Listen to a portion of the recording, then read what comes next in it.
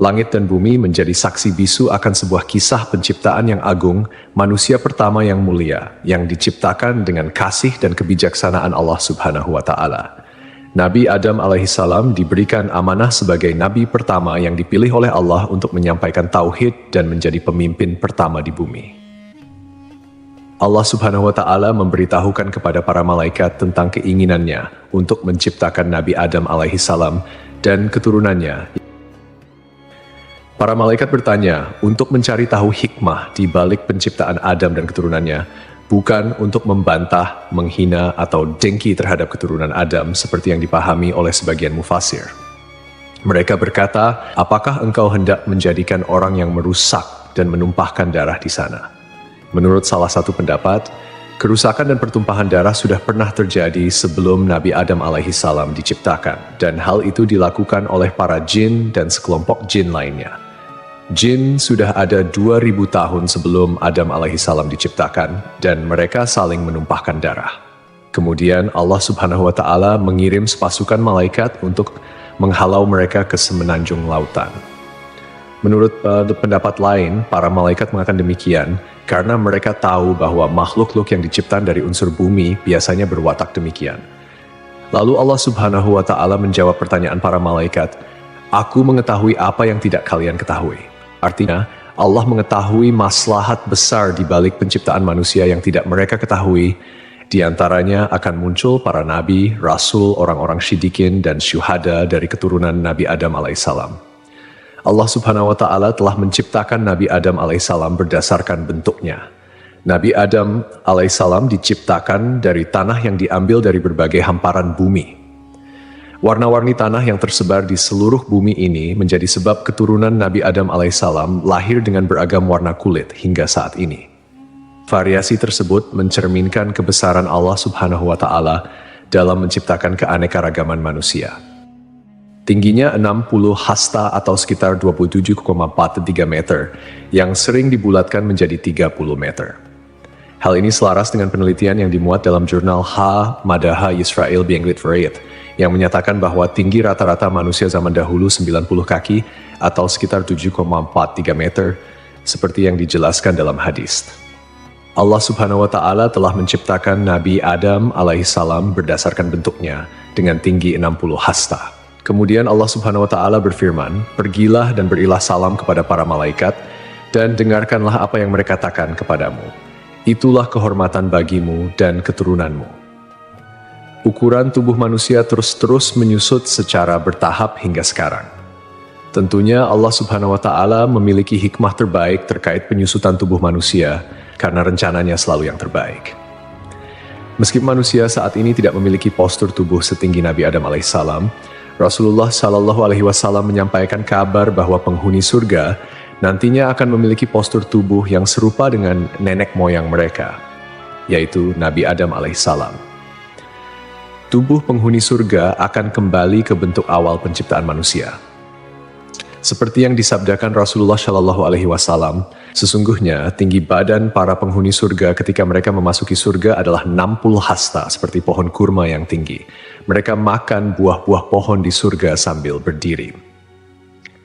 Allah Subhanahu wa Ta'ala juga mengajarkan kepada Nabi Adam alaihissalam nama-nama semua benda yang diketahui manusia, mulai dari nama manusia, hewan, bumi, tanah, lautan, gunung, unta, keledai, hingga nama-nama benda lainnya. Allah Subhanahu wa Ta'ala juga mengajarkan nama lembaran, takdir, dan lainnya. Allah Subhanahu wa Ta'ala mengajarkan nama-nama benda dan sifat-sifatnya, mulai dari benda-benda besar hingga kecil. Allah Subhanahu wa Ta'ala berfirman dalam surah Syad, "Ingatlah ketika Rabbmu berfirman kepada para malaikat, sesungguhnya aku akan menciptakan manusia dari tanah. Maka apabila telah aku sempurnakan kejadiannya dan aku tiupkan kepadanya ruh ciptaanku, maka tunduklah kamu kepadanya dengan bersujud sebagai tanda penghormatan." Maka seluruh malaikat itu bersujud semuanya bersama-sama, kecuali iblis. Dia menyombongkan diri dan dia termasuk golongan yang kafir. Allah berfirman, "Hai iblis, apakah yang menghalangimu sujud kepada yang telah aku ciptakan dengan kedua tanganku?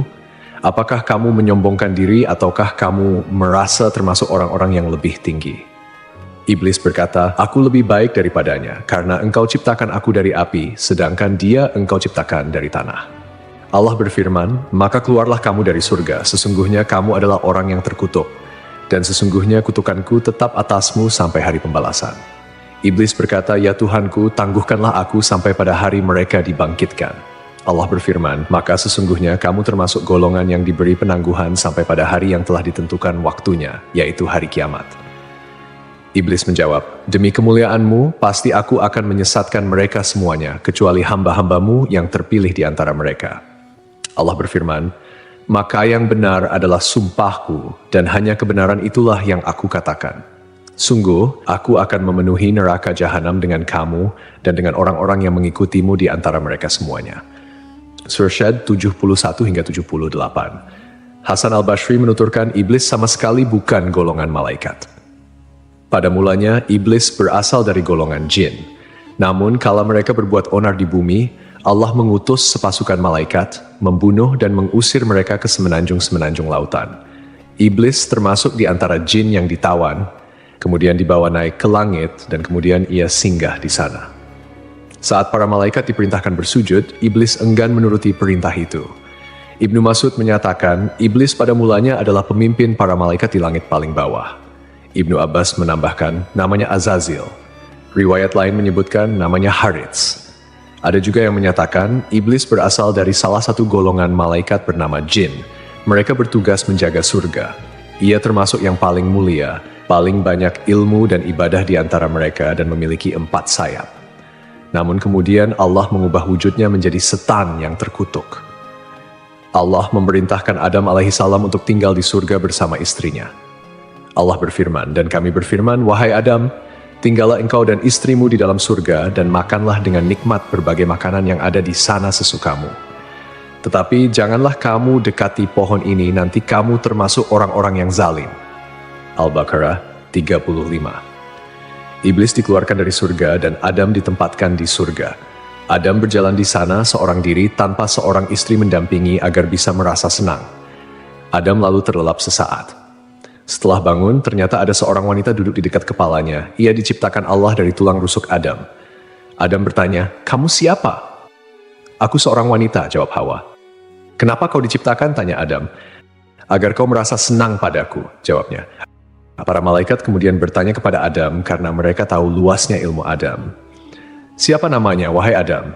Nabi Adam menjawab, "Namanya Hawa." "Kenapa disebut Hawa?" tanya para malaikat. "Karena ia diciptakan dari benda hidup," jawab Adam. Hawa diciptakan dari tulang rusuk sebelah kiri yang paling pendek saat ia tidur. Kemudian tulang tersebut diganti dengan daging. Setelah Hawa diciptakan dan hidup bersama Adam di surga, di dalam surga tersebut, Adam dan Hawa memperoleh bimbingan, tuntunan, perintah, dan larangan dari Allah, sebagaimana yang diberikan kepada umat manusia di dunia. Allah mengizinkan keduanya menikmati segala jenis makanan yang ada di surga, kecuali buah dari pohon terlarang. Para mufasir memiliki beragam pendapat terkait pohon dan buah terlarang ini. Sebagian ulama berpendapat yang dimaksud adalah pohon anggur. Orang-orang Yahudi mengatakan pohon yang dimaksud adalah gandum. Biji-bijian gandum ini lebih lembut dari keju dan lebih manis dari madu. Sebagian ulama lain mengatakan bahwa buah tersebut adalah kurma. Sementara Abu Aliyah menyatakan, siapapun yang memakan buah pohon tersebut pasti mengeluarkan hadas, dan di surga tidak patut ada hadas.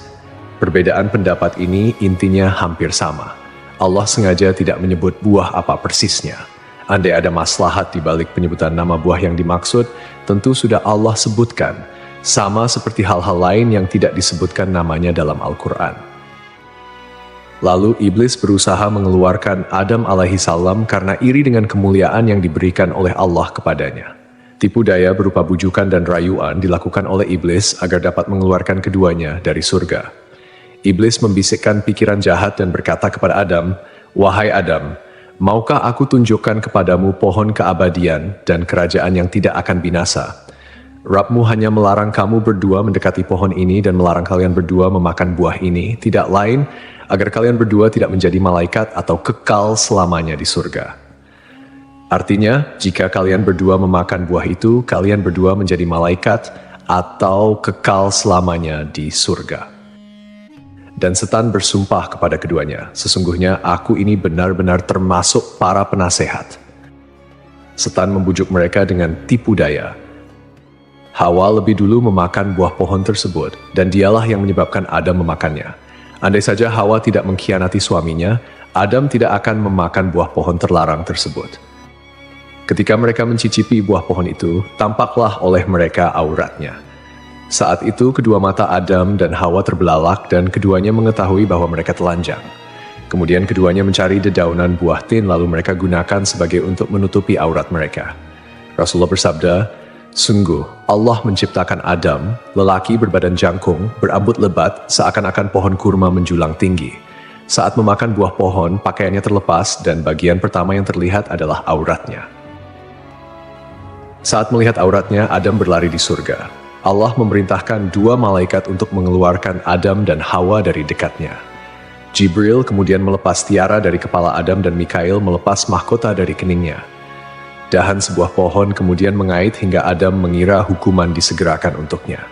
Adam menundukkan kepala dengan mengatakan, "Ampun, ampun." Allah berfirman, "Apa kau melarikan diri dariku?"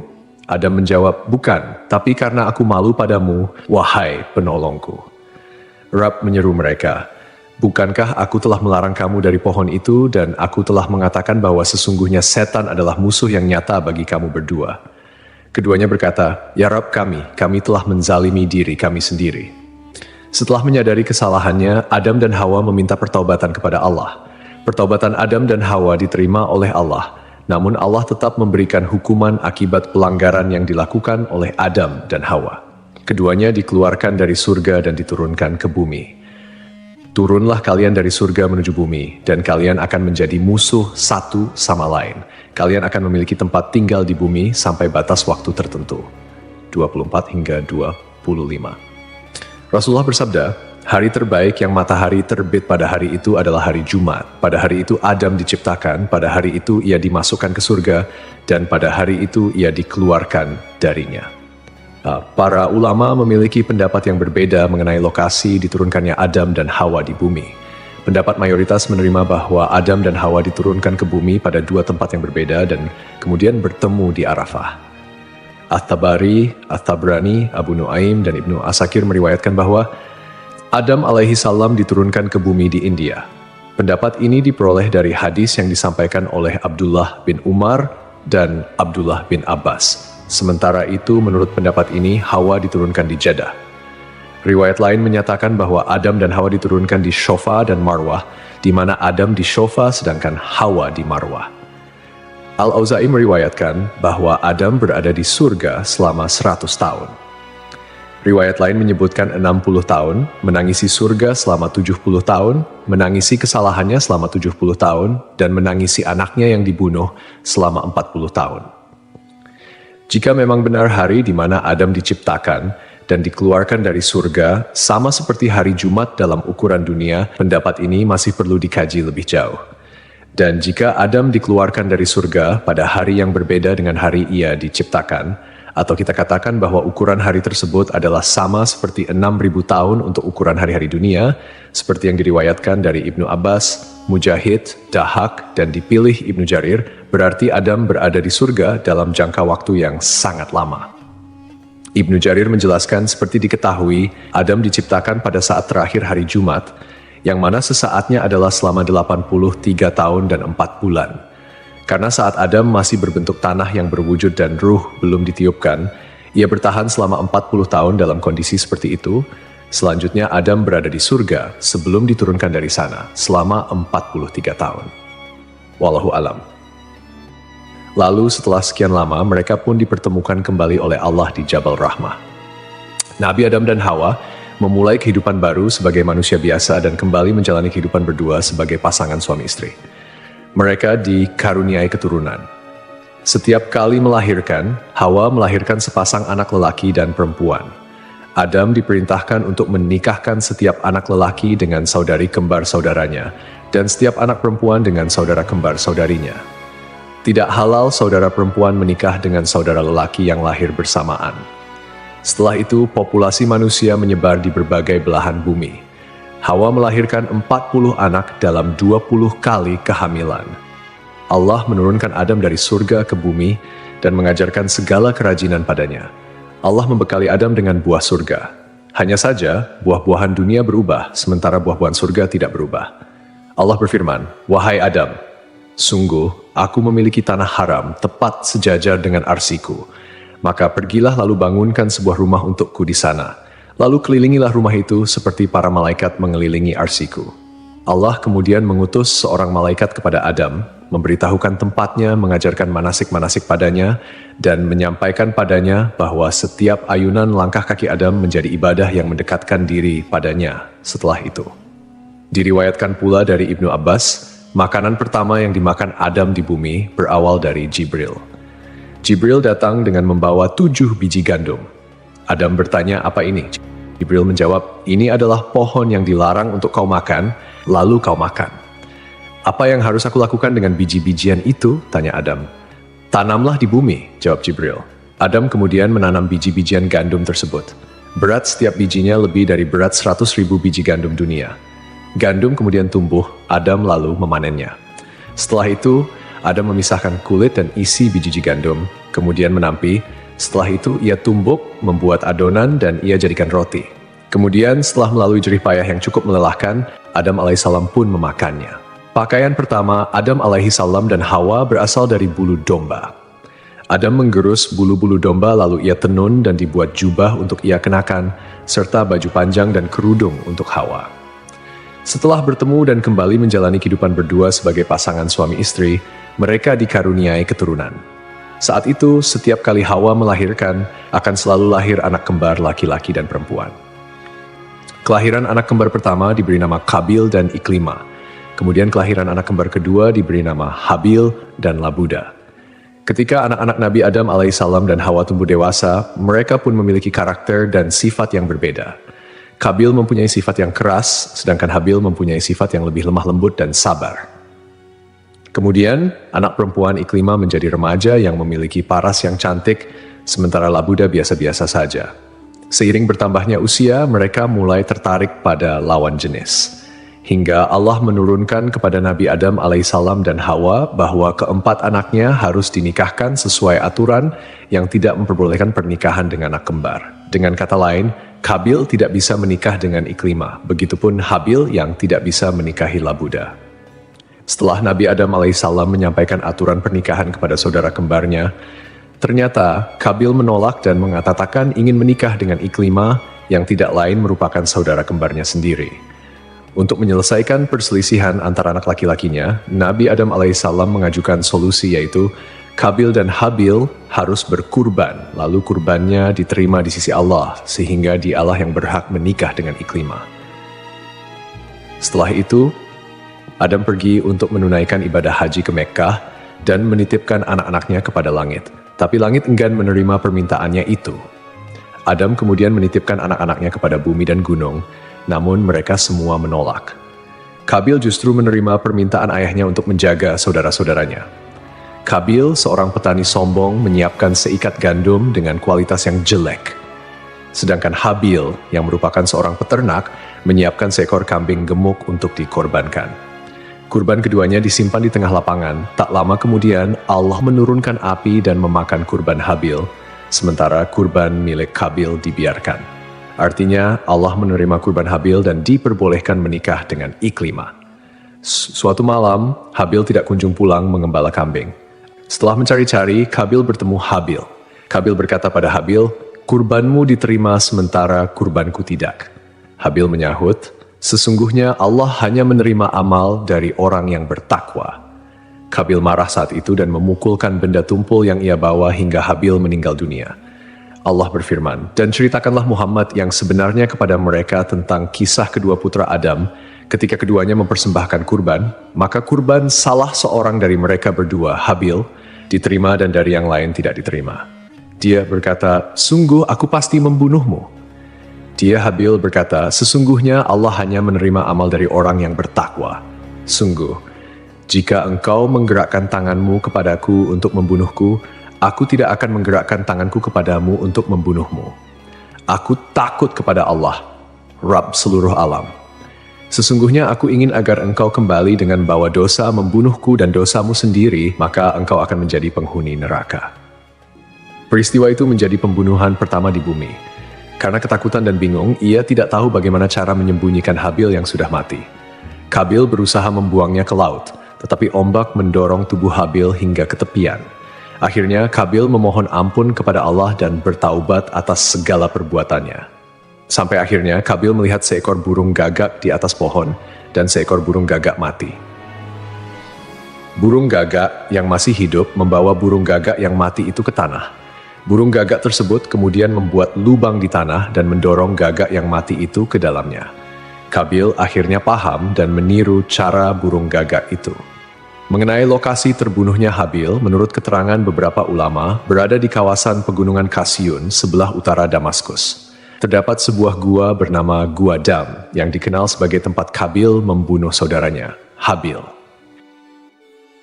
Reaksi Nabi Adam ketika mengetahui bahwa Habil dibunuh oleh Kabil digambarkan dalam beberapa riwayat, meskipun tidak secara langsung dicatat dalam Al-Quran.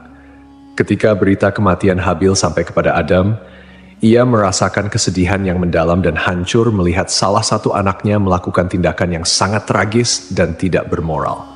Kesedihan ini menjadi ujian baginya sebagai seorang ayah, dan ia berusaha mengajarkan anak-anaknya tentang akibat dari perbuatan buruk serta pentingnya menjaga hubungan baik antar saudara. Nabi Adam mengingat kembali ajaran yang diberikan Allah mengenai persaudaraan dan kebaikan, sehingga ia merasa sangat terpukul oleh tindakan Kabil yang mengakibatkan pembunuhan pertama di bumi. Dalam kesedihannya, Adam berdoa kepada Allah memohon ampunan dan petunjuk atas apa yang telah terjadi. Dia juga berusaha untuk menjelaskan kepada Kabil tentang dampak dari tindakan buruknya, menekankan bahwa Allah hanya menerima amal dari orang yang bertakwa, dan bahwa setiap perbuatan memiliki konsekuensi.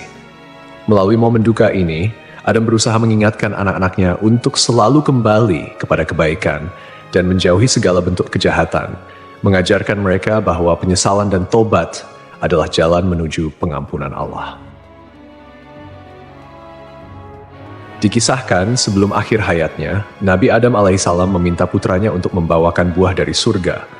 Adam menginginkan setandan buah anggur surga. Anak-anaknya kemudian mencarikan buah anggur untuknya dan mereka berpapasan dengan para malaikat.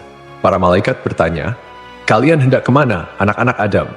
Mereka menjawab, "Ayah kami menginginkan setandan buah anggur surga." Para malaikat berkata, "Pulanglah, kalian sudah tidak perlu lagi mencari buah itu." Lalu, para malaikat mencabut nyawa Adam, memandikan, memberi kamper, dan mengafani jenazahnya. Jibril menyalatkan jenazahnya dan para malaikat syalat di belakangnya. Setelah itu, mereka mengubur jenazah Adam.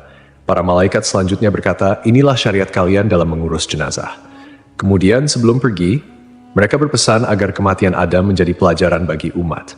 Sebab dari peristiwa itu, manusia bisa mengenali prosesi dan ritual pemakaman. Adam meninggal dunia setahun setelah Hawa meninggal. Ulama berbeda pendapat terkait lokasi pemakaman Adam. Menurut riwayat yang masyhur, Adam dimakamkan di dekat sebuah gunung di India, tempat ia diturunkan dari surga. Menurut sumber lain, Adam dimakamkan di gunung Abu Qubais, Mekkah. Sumber lain menyebutkan, sebelum banjir besar terjadi, Nabi Nuh memindahkan jasad Adam dan Hawa dalam sebuah peti. Lalu ia makamkan di Baitul Maqdis, seperti yang disampaikan oleh Ibn Jarir.